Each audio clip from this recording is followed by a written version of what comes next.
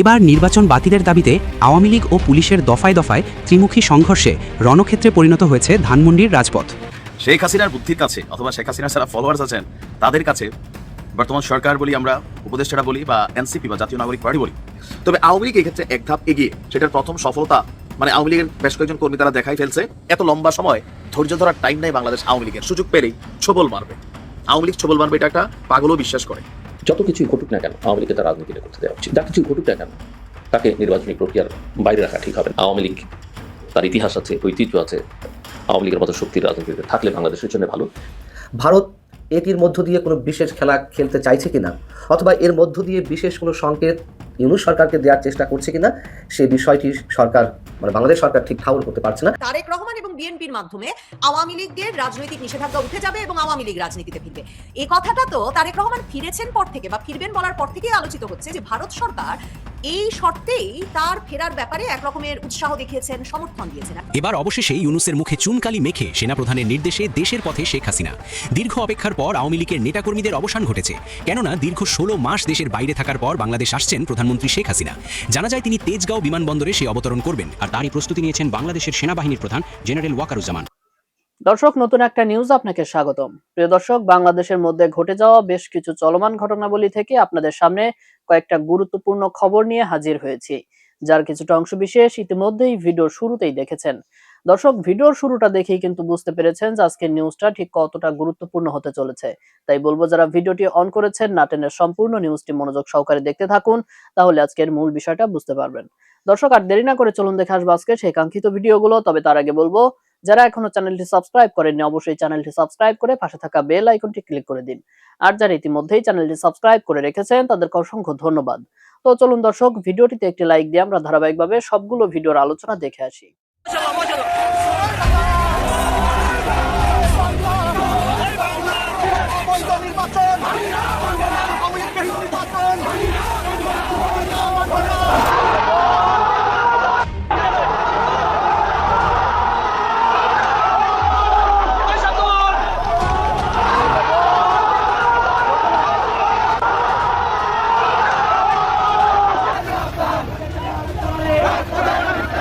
এবার নির্বাচন বাতিলের দাবিতে আওয়ামী লীগ ও পুলিশের দফায় দফায় ত্রিমুখী সংঘর্ষে রণক্ষেত্রে পরিণত হয়েছে ধানমন্ডির রাজপথ।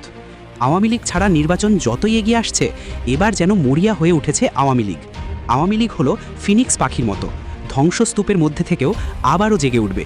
এটা আওয়ামী লীগের অস্তিত্বের লড়াই।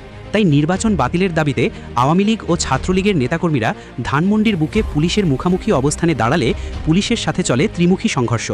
সেই ত্রিমুখী সংঘর্ষে রণক্ষেত্রে রূপ নেয় ধানমন্ডি। সেই সংঘর্ষে আহত হয় প্রায় অর্ধশতাধিক পুলিশ।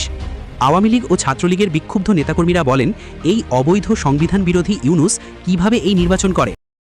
আমরা রাজপথেই মোকাবেলা করে দেখাবো এবং শেখ হাসিনাকে সসম্মানে দেশে ফিরিয়ে আনব।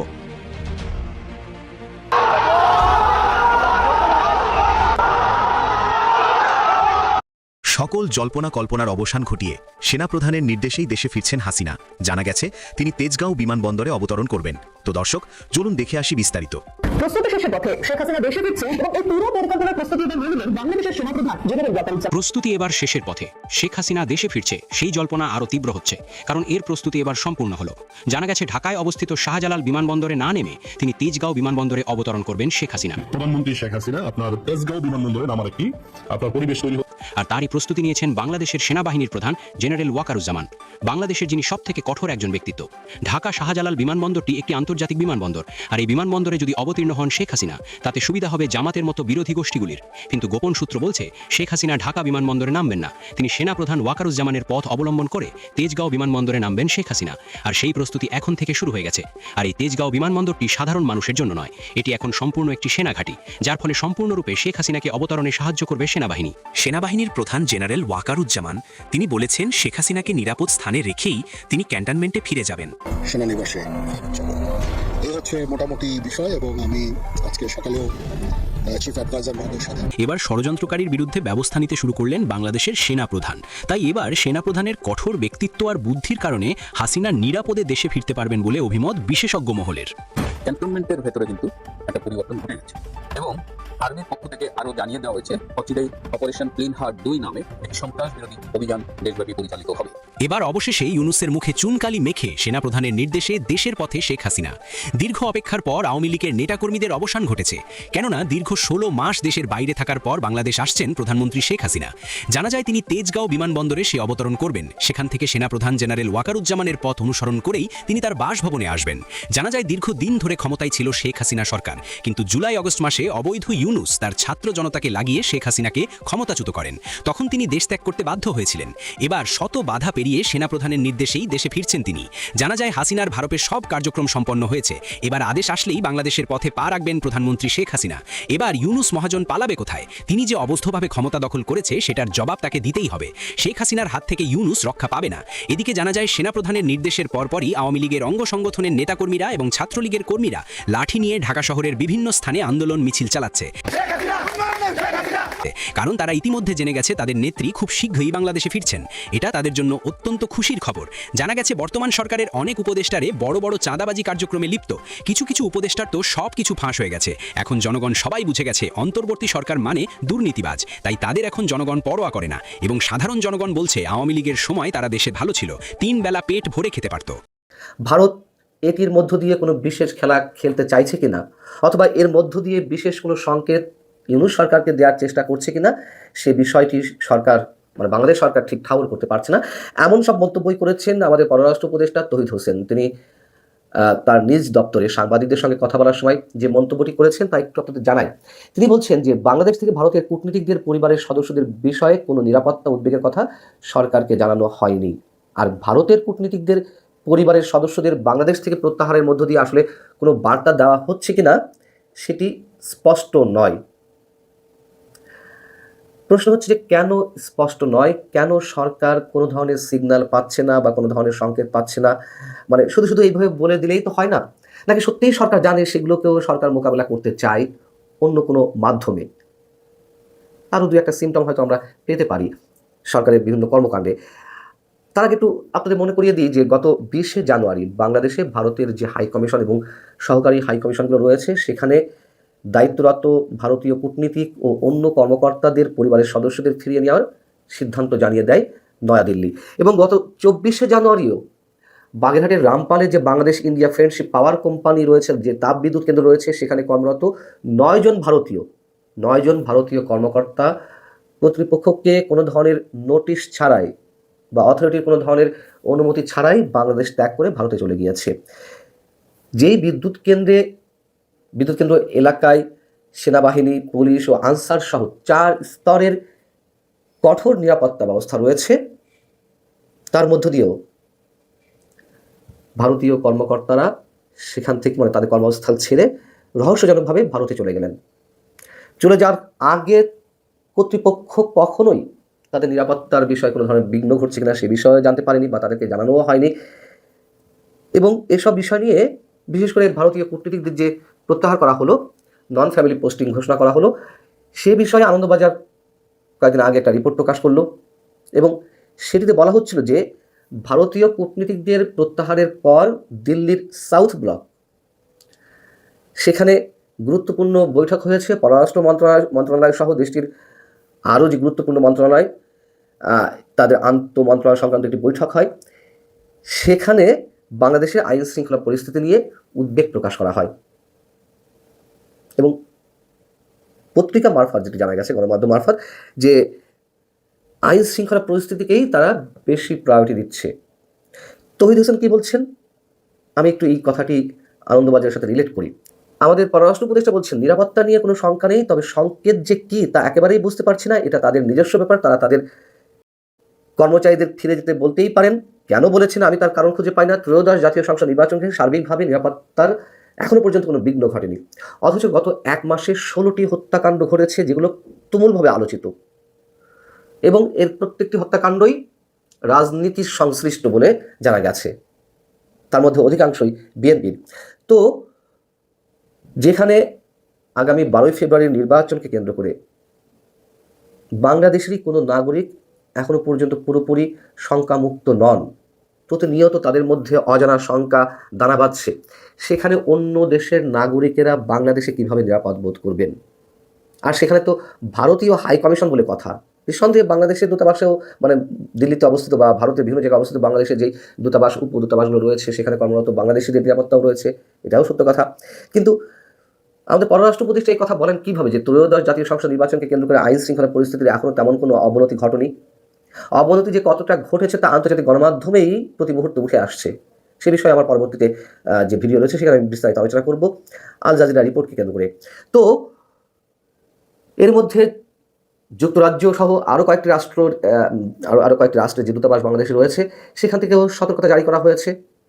তৌহিদ হোসেন সাহেবরা কেন বুঝতে পারছেন না যে ভারতীয় কূটনীতিকদের কেন প্রত্যাহার করা হয়েছে? তবে হ্যাঁ, শুধু এটিই তো কারণ নয়, নিশ্চয়ই এই প্রত্যাহারের মধ্য দিয়ে আরও অনেক ধরনের খেলা রয়েছে, সেটি আমরাও মনে করি। খেলা কেমন রয়েছে তারও একটা উদাহরণ একটু তুলনামূলকভাবে একটু আপনাদের সামনে তুলে ধরি। যেমন আমাদের পরিবেশ, বন ও জলবায়ু পরিবর্তন বিষয়ক এবং তথ্য বিষয়ক উপদেষ্টা সৈয়দা রেজাওয়ানা হাসান, তিনি কি বলছেন সাংবাদিকদের যে বাংলাদেশের নির্বাচন নিয়ে ভারত মতামত দেওয়ার অধিকার রাখে না। মানে আমাদের কূটনৈতিক সুলভ যে আচরণগুলো সেগুলো আমরা একটু খেয়াল করি। রেজাওয়ানা হাসান বলছেন ভারত নির্বাচন নিয়ে কোনো মতামত দেওয়ার অধিকার রাখে না, এটি আমরাও মনে করতে চাই এবং এই মনে করাটা প্রত্যেক রাষ্ট্রের জন্যই প্রযোজ্য বলে মনে করি। অথচ যেখানে বাংলাদেশে নিযুক্ত যুক্তরাষ্ট্রের নতুন রাষ্ট্রদূত ব্রেন্ট ক্রিস্টেনসেন, তিনি উপদেষ্টাদের কারো কারোর সাথে কথা বলছেন, তিনি তার মতামত ব্যক্ত করছেন নির্বাচন নিয়ে। এবং আজ যে নির্বাচন কমিশনে গিয়েছিল নির্বাচন কমিশনারদের সাথে বৈঠক করতে, সেই বৈঠকে কী কী প্রশ্ন করা হয়েছে তার খানিকটা বলেছেন নির্বাচন কমিশনের সচিব। তিনি বলছেন যে ব্রেন্ট ক্রিস্টেনসন তিনি যুক্তরাষ্ট্রের পক্ষ থেকে জানতে চেয়েছেন কোড অফ কন্ডাক্টের বিষয়গুলো সম্পর্কে, এটির সার্বিক প্রস্তুতি কী, অথবা আইন শৃঙ্খলা ব্যবস্থাপনা কী হতে যাচ্ছে, আরও খুঁটিনাটি অনেক বিষয়ে জানতে চেয়েছেন এবং মন্তব্য করেছেন মার্কিন রাষ্ট্রদূত। মার্কিনিরা বাংলাদেশের নির্বাচনে যে কোনো মতামত দিতে পারবে, যে কোনো প্রশ্ন করতে পারবে, এইসব তাদের অধিকার। ওই যুক্তরাষ্ট্রের বেলায় তো কোনো টু শব্দটি আমরা শুনছি না সরকারের পক্ষ থেকে। কিন্তু ভারত প্রসঙ্গে নানান ধরনের আক্রমণাত্মক বক্তব্য আমরা একের পর এক শুনে যাচ্ছি। আমরা তো বলছি যদি সরকারের এই সাহসী ভূমিকা যে কোনো রাষ্ট্রের প্রতি হয়ে থাকে সেটি অবশ্যই গ্রহণযোগ্য, কিন্তু এ ধরনের মন্তব্য করে বিশেষ কোনো রাষ্ট্রকে বরং উস্কানি দেওয়ার চেষ্টাতেই আমরা দেখতে পাই। অতএব ভারতের সংকেত সম্পর্কে সরকার কিছু বুঝতে না পারলেও সরকার অন্তত এটুকু অনুধাবন করছে বা সত্যি সত্যিই তারা হয়তো জানে। কিন্তু যে বলছিলাম, অন্য কোনো পরাশক্তির মাধ্যমে, অন্য কোনো পরাশক্তির সাহসে বলিয়ান হয়ে ভারতকে মোকাবেলা করার কোনো ইচ্ছে সরকারের আছে কিনা সে প্রশ্নটি ওঠাটা অবশ্যই যৌক্তিক। সাম্প্রতিক এক সাক্ষাৎকারে দেখা যাচ্ছে ভারতীয় সাংবাদিক শেখ হাসিনাকে প্রশ্ন করছেন যে বাংলাদেশে নেমে তার প্রধান অগ্রাধিকার কি হবে, এবং শেখ হাসিনা উত্তর দিচ্ছেন বাংলাদেশের সাংবিধানিক শাসন পুনঃপ্রতিষ্ঠাই হবে বাংলাদেশে ফিরে তার প্রথম অগ্রাধিকার। বাংলাদেশে ফেরার বিষয়ে ভারতীয় সংবাদ মাধ্যম কিংবা শেখ হাসিনার হঠাৎ করেই এই আত্মবিশ্বাসের কারণ কি? সেই একই সাক্ষাৎকারে তিনি তারেক রহমান এবং বিএনপির প্রতিও আহ্বান জানিয়েছেন আওয়ামী লীগকে বাংলাদেশের বৈধ বিরোধী দল হিসেবে ভূমিকা পালনের সুযোগ করে দেওয়ার। এসব নিয়ে আলাপে আমার সঙ্গে সংযুক্ত হয়েছেন ভারতের সিনিয়র সাংবাদিক গৌতম লাহিড়ী। গৌতম লাহিড়ী, আপনাকে স্বাগত জানাই। এই প্রশ্নটা যে উইবন নিউজের সঙ্গে সাক্ষাৎকারে শেখ হাসিনাকে করা হলো, আপনি নিশ্চয়ই লক্ষ্য করেছেন। মানে আমি খুব চমৎকৃত যে সরাসরি এই প্রশ্ন তাকে করা হলো যে ঢাকায় ল্যান্ড করে আপনার প্রথম অগ্রাধিকার প্রায়োরিটি কি হবে, এবং শেখ হাসিনা জবাব দিলেন। কিছু কি ঘটছে যে কারণে ভারতের সংবাদ মাধ্যম এমন প্রত্যাশা করছে? ধন্যবাদ। প্রথমেই বলবো যে প্রশ্নটা দিয়ে শুরু করেছিলেন যে বর্তমান বাংলাদেশ সরকার রুষ্ট হয়েছে শেখ হাসিনাকে প্রকাশ্য সাংবাদিক বৈঠক করতে দেওয়ার জন্য, যদি অডিওর মাধ্যমে করেছেন তাহলেও। কিন্তু বাংলাদেশ যে সরকার, সে সরকার তো এখন আর কিছুদিনের মধ্যে সেই সরকার সাবেক সরকারে রূপান্তরিত হওয়ার কথা। 12ই ফেব্রুয়ারি যদি ঠিকঠাক নির্বাচন হয়। ফলে ভবিষ্যৎ তো আওয়ামী লীগকে বাংলাদেশে ফিরেই রাজনীতি করতে হবে, তার হচ্ছে একটা পথ খোলা, 1 নম্বর। 2 নম্বর হচ্ছে আজকে একটা গুরুত্বপূর্ণ ঘটনা, এটা বলা দরকার। ভারতের আজকে পার্লামেন্টের বাজেট অধিবেশন শুরু হয়েছে এবং এই বাজেট অধিবেশনের শুরুর প্রথম দিনে যে শোক প্রস্তাব পাঠ করা হয়, তাতে লোকসভার স্পিকার এবং রাজ্যসভার যিনি চেয়ারম্যান, যিনি ভারতের উপরাষ্ট্রপতি, তারা দুজনেই যে 9 জন সাংসদের মৃত্যুর সঙ্গে সঙ্গে প্রাক্তন প্রধানমন্ত্রী, সাবেক প্রধানমন্ত্রী খালেদা জিয়ার মৃত্যুতেও শোক বার্তা পাঠ করেছে। এবং শোক বার্তা পাঠ এবং তারপরে প্রত্যেকে উঠে তার অনুরোধে খালেদা জিয়ার তার যে প্রতি সম্মান জানাতে, শ্রদ্ধা জানাতে সমস্ত সাংসদরা উঠে দাঁড়িয়ে 2 মিনিট নীরবতা পালন করেছেন উভয় রাজ্যসভা এবং লোকসভায়, উচ্চকক্ষ এবং নিম্নকক্ষ। এটা নিঃসন্দেহে একটা বাংলাদেশের জন্য একটা বার্তা নির্বাচনের ঠিক আগে, এবং তার চেয়েও গুরুত্বপূর্ণ আমার কাছে মনে হয় যে স্পিকার ওম প্রকাশ বিড়লা এবং রাধাকৃষ্ণন যিনি চেয়ারম্যান, তিনি যে শোক বার্তা পাঠ করেছেন তাকে মহামহিম বলে উল্লেখ করেছেন, এবং একই সঙ্গে তাকে বলেছেন যে সাবেক প্রধানমন্ত্রী এবং বিএনপি দলের চেয়ারপারসনের এই নিহত হওয়ার ঘটনায় আমরা বাংলাদেশ সরকার এবং ওখানকার মানুষের প্রতি আমরা সমবেদনা জানাচ্ছি ভারতের পক্ষ থেকে। এবং তার সঙ্গে বলা হয়েছে তার নেতৃত্বে তিনি ৩ বারের প্রধানমন্ত্রী, প্রথম মহিলা প্রধানমন্ত্রী, এবং তিনি তার সময় ভারত বাংলাদেশ দ্বিপাক্ষিক সম্পর্ক তিনি যে উদ্যোগ নিয়েছিলেন যে সম্পর্কটাকে উন্নত করার জন্য, সেইটা তার স্মরণ করা হয়েছে এই শোক বার্তায়। ফলে এটা নিঃসন্দেহে প্রধানমন্ত্রী বিএনপি মোদী যে শোক বার্তা পাঠিয়েছিলেন সেখানেও তো এই বিশেষভাবে খালেদা হ্যাঁ, জিয়ার মানে এটা ভারতের আরকি ঘোষিত, আপনি বলতে পারেন ঘোষিত লাইন, যে বিএনপি বা তার নেত্রী সম্পর্কে যে শোক প্রকাশ, এবং ভারতের পার্লামেন্টে এবং সর্বদলীয় সকল দলের সাংসদরা সেই শোক বার্তায় নীরবতা পালন করেছেন। ভারতে সবসময় বাংলাদেশের ব্যাপারে কিন্তু একটা সর্বসম্মতি থাকে। সেটা আওয়ামী লীগ থাকার সময়ও ছিল। আপনি দেখেছেন স্থল সীমান্ত চুক্তি পাস হয়েছিল, কোনো একজনও বিরোধিতা করেননি। আপনাদের রাজনীতিতে সেটা দেখা যায় না সাধারণত। এখন আপনি বলতে পারেন এটার সঙ্গে যদি ভিওনের ইন্টারভিউটাকে যদি যুক্ত করেন, তাহলে মানে কানেক্টিং দ্য ডটস বলে যেটা বলা হয়ে থাকে। কানেক্টিং দ্য ডটস, সেখানে শেখ হাসিনা আপিল করছেন যে তিনি এটাও বলেছেন সেই ইন্টারভিউতে যে বিরোধী দল ছাড়া গণতন্ত্র শক্তিশালী হয় না। এখন সে নিয়ে অনেকে প্রশ্ন তুলতে পারেন। কিন্তু তিনি বলছেন গণতন্ত্র যে কারণে, এবং তিনি এটাও বলেছেন যে বিএনপি নেতৃত্বে সরকারে ছিলেন, আমরা বিরোধী দলে ছিলি, বা আমরা সরকারে থাকাকালীন বিএনপি বিরোধী দলে ছিল। তো এইভাবেই গণতন্ত্র বিকশিত হয়। ফলে সেই কারণে তিনি আবেদন করেছেন যাতে আগামী দিনে আ যদি বিএনপি জেতে, সেটা বলেছেন, যদি বিএনপি জয়লাভ করে তাহলে তার আপিল রইল যে আওয়ামী লীগকে যেন রাজনীতি করতে দেওয়া হয়। এবং সেটা তার মানে মেনেই নেওয়া গেল যে ভোটটা প্রায় হতে চলেছে এবং সেই ভোটে বিএনপি ক্ষমতায় আসতে চলেছে, এবং সেই বিএনপির প্রতি তিনি কিন্তু আবেদনটা বর্তমান ইউনূস সরকার বা জামায়াত ইসলামী এদের প্রতি করেননি। তো এটা নিঃসন্দেহে একটা তাৎপর্যপূর্ণ দিক। এখন রাজনীতিতে শেষ কথা বলে কিছু হয় না। অনেকে মনে করে থাকেন সব শেষ। আমি মনে করি শেষ নাহি যে, শেষ কথা কে বলবে? তাই না? রবীন্দ্রনাথের কথায়। শেষ নাহি যে। তো সুতরাং শেষ কিছু হয় না। কারণ একটা আদর্শবোধের রাজনৈতিক দলের সাময়িক শক্তি ক্ষয় হতে পারে। কিন্তু তাদের শক্তি সবসময় থাকবে। যেমন বিএনপিরও একদা ছিল। অনেকে বলতেন বিএনপি শেষ। বাংলাদেশিরা খুব সহজেই কিন্তু একটা অ্যাডজেক্টিভ যুক্ত করেন। বিএনপি তো শেষ। জামায়াত তো নিষিদ্ধ শেষ। কিন্তু আসলে তাদের এটা আমরা দূর থেকে বুঝি যে ৩ টি আদর্শগতভাবে ভিন্ন আদর্শে বিশ্বাসী ৩ টি দল, তাদের অস্তিত্ব বাংলাদেশের রাজনীতিতে সবসময় থাকবে। সংখ্যায় তারা ০ হতে পারেন, সংখ্যায় তারা ৭ হতে পারেন, সংখ্যায় কিছু না হলেও ১০০ হতে পারেন। যেটা যাই ঘটুক আরকি। যেমন বিএনপি আজকে তো কেউ ভাবতে পারছিলেন না কিছুদিন আগেও যে বিএনপি ক্ষমতায় আসার সম্ভাবনা তৈরি হয়েছে, বা জামায়াত। দুটোই সম্ভাবনা এখন উজ্জ্বল বলে মনে হচ্ছে বা দেখা যাচ্ছে। যদি নির্বাচনটা হয় ঠিকভাবে। মানে তার মানে কি ভারতে একটা উৎসাহ তৈরি হয়েছে এবং সেই উৎসাহের জের গিয়ে শেখ হাসিনার ভেতরেও মানে এক রকমের মানে পড়েছে, যে কারণে মানে সেই সমীকরণটা যে নির্বাচন হচ্ছে এবং নির্বাচনে তারেক রহমানের নেতৃত্বে বিএনপি ক্ষমতায় আসছে এবং তারেক রহমান এবং বিএনপির মাধ্যমে আওয়ামী লীগের রাজনৈতিক নিষেধাজ্ঞা উঠে যাবে এবং আওয়ামী লীগ রাজনীতিতে ফিরবে। এ কথাটা তো তারেক রহমান ফিরেছেন পর থেকে বা ফিরবেন বলার পর থেকেই আলোচিত হচ্ছে যে ভারত সরকার এই শর্তেই তার ফেরার ব্যাপারে এক রকমের উৎসাহ দেখিয়েছেন, সমর্থন দিয়েছেন। এমনকি জামায়াতে ইসলামীর নেতা সৈয়দ মোহাম্মদ তাহের তিনি কিন্তু সারা বাংলাদেশ জুড়ে নির্বাচনী প্রচারণায় বলছেন যে ৩ শর্তে ভারত তারেককে ফিরতে দিয়েছেন। তার মধ্যে প্রথম শর্ত হচ্ছে ফ্যাসিবাদীদের বাংলাদেশে পুনর্বাসিত করা, মানে আওয়ামী লীগকে ফিরতে দেওয়া। মানে ভারত তার মানে তারেক রহমানের সঙ্গে তাদের আলাপচারিতার উপর ভরসা করছে। দেখুন, যেটা জয়শঙ্কর বাংলাদেশ থেকে ফিরে যাওয়ার পর চেন্নাইতে একটা ইন্টারেকশন এ বলেছিলেন যে বাংলাদেশটাকে দেখতে হবে কমন সেন্স এর ভিত্তিতে। মানে যিনি কূটনীতিটাকে বলেছিলেন কমন সেন্স। কমন সেন্স হচ্ছে বাস্তবতা, যেটা আওয়ামী লীগ বাংলাদেশের মাটিতে নেই। তারা কর্মকাণ্ড করতেও পারছেন না, নিষিদ্ধ। ফলে একটা তার একটা স্বাভাবিক লজিক্যাল একটা পরিণতি আছে, কনক্লুশন আছে সমস্ত ঘটনার। তাতে সম্ভাব্য বিএনপি বা জামায়াত যে কেউই ক্ষমতায় আসতে পারে। কিন্তু ফলে যারা আসতে পারে তাদের সঙ্গে প্রত্যেকের সঙ্গে ভারত সরকার যোগাযোগ তো আগেও ছিল, যোগাযোগ থাকবেও, এবং যোগাযোগ তারা রাখছেন। কারণ যদি তারা ক্ষমতায় আসেন তাদের সঙ্গে তো ভারতকে কাজ করতে হবে। সেক্ষেত্রে ভারতের দিক থেকে কোনো শর্ত আমি বলব না। ভারতের পক্ষেও তো দীর্ঘকাল আওয়ামী লীগকে ভারতের মাটিতে অবস্থান করতে দেওয়াটা, তারাই বা কি করবেন? তাদের তো রাজনৈতিক মানুষ, তারা রাজনীতি তো করবেন। ফলে একটা জিনিস তো মেনে দেখেছেন নিশ্চয়ই, যতগুলো প্রেস কনফারেন্স বলতে যা বোঝায় যেগুলো হয়েছে, সেগুলোতে কোথাও কিন্তু আওয়ামী লীগ নেতৃবৃন্দ বিএনপি কে কোনো আক্রমণ করেননি। আক্রমণ করেছেন ইউনূস এবং সন্ত্রাসবাদীদের। সেখানে জামায়াত ইসলামের নাম হয়নি। কিন্তু সেটা শেখ হাসিনার আপনি ইন্টারভিউ দেখুন, সেদিনের অডিও বার্তা যেটা উনি আন্তর্জাতিক সংবাদ মাধ্যমে দিয়েছিলেন, তাতেও কিন্তু বিএনপি নাম উচ্চারণ বিএনপি সম্পর্কে কোনো কথাই তিনি কিন্তু বলেন। এই ভিওনের ইন্টারভিউতে আমি দেখলাম তিনি কিছু তার ব্যাখ্যা করেছেন বিএনপি সম্পর্কে। একটা তারেক জিয়া সম্পর্কেও একটা ব্যাখ্যা আছে তার। ১৭ বছর সে স্বেচ্ছায় নির্বাসনে ছিল আরকি। কিন্তু সেখান থেকে কিন্তু সে রাজনীতি করে গেছে, সেটাও তিনি বলেছেন আর কি। তো এখন ফলে স্বাভাবিকভাবেই আমার ধারণা যে যদি আমি এটা নির্দিষ্ট কোনো তথ্য কিছু নেই, এরকম বলা যাবে না। আমি কোনো দায়িত্ব নিয়ে বলছি না যে এরকম ভারত চাইছে। মানে সুইপিং কমেন্ট করাটা ঠিক হবে না। কিন্তু এটা ঘটনা যে এটা হলে আমার মতে হয় ভারতের পক্ষে ভালো নয় কি? বা ভারতবাসীর পক্ষে একটা স্বস্তির বিষয় নয় কি?